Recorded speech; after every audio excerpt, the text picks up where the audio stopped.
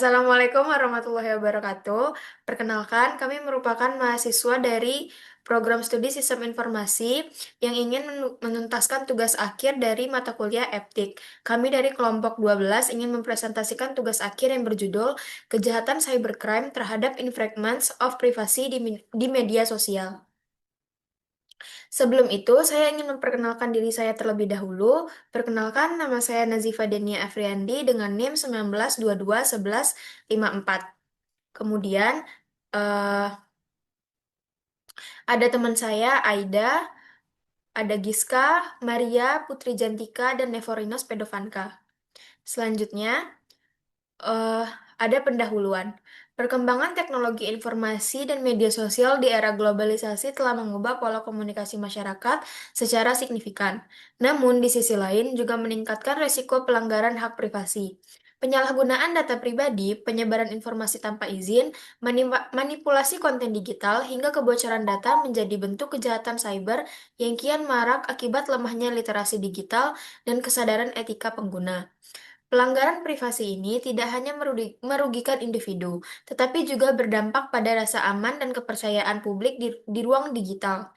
Meskipun Indonesia telah memiliki dasar hukum melalui Undang-Undang Informasi dan Transaksi Elektronik, tantangan dalam penegakan hukum dan perlindungan data pribadi masih terus terjadi. Oleh karena itu, penguatan regulasi, strategi keamanan cyber, serta edukasi masyarakat menjadi langkah lebih penting untuk menjamin perlindungan hak privasi di media sosial. Selanjutnya,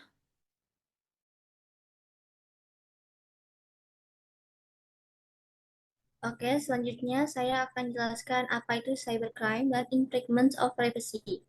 Cybercrime atau kejahatan cyber adalah aktivitas ilegal yang memanfaatkan teknologi digital seperti peretasan, pencurian data, penipuan daring, dan pelanggaran privasi yang menargetkan sistem komputer, jaringan, maupun individu.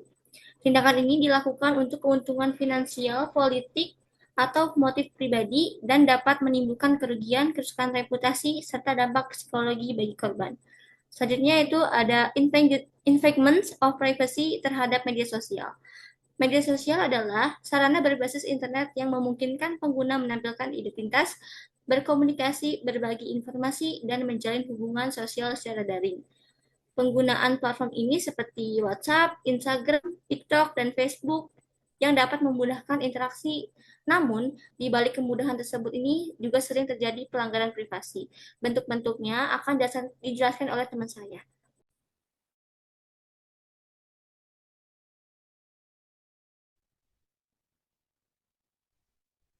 Selanjutnya, ini saya akan membaca pembahasan pelanggaran privasi di media sosial.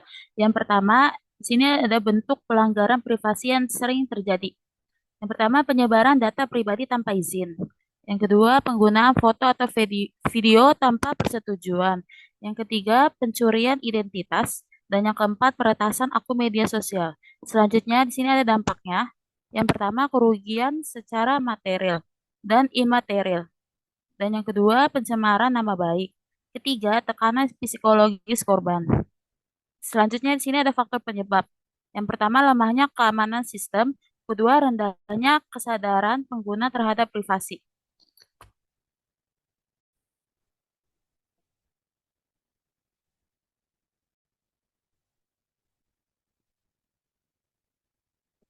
Nah, salah satu contohnya itu adalah praktik manipulasi konten digital menggunakan teknologi deepfake merupakan bentuk pelanggaran hak privasi di media sosial yang memanipulasi citra wajah seseorang ke dalam konten visual lain tanpa persetujuan pemilik, sehingga menghasilkan representasi yang tidak sesuai dengan kenyataan.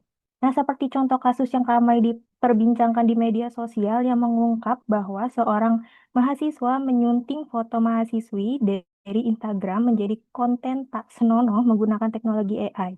Nah, fenomena deepfake tersebut mencerminkan bahwa media sosial berperan sebagai sumber data pribadi yang rentan disalahgunakan.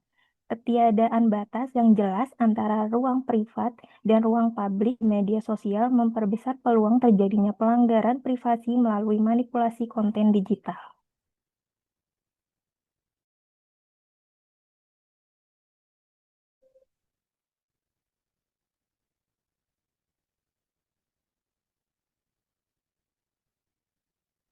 Untuk itu, ada upaya pencegahan pelanggaran privasi di media sosial.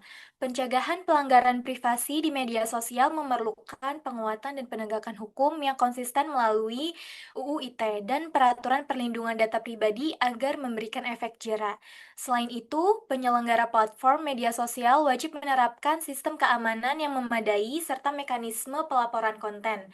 Upaya pencegahan juga perlu didukung dengan peningkatan literasi digital dan edukasi berkelanjutan kepada masyarakat untuk menumbuhkan kesadaran dalam menjaga data pribadi dan menghormati hak privasi.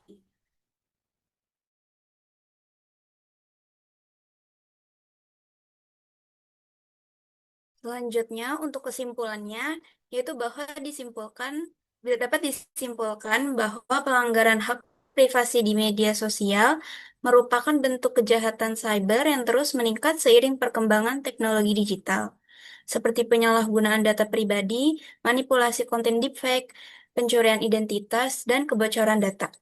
Karena pelanggaran ini menimbulkan kerugian material secara dampak psikologis dan sosial, sehingga menurunkan rasa aman dan kepercayaan masyarakat di ruang digital.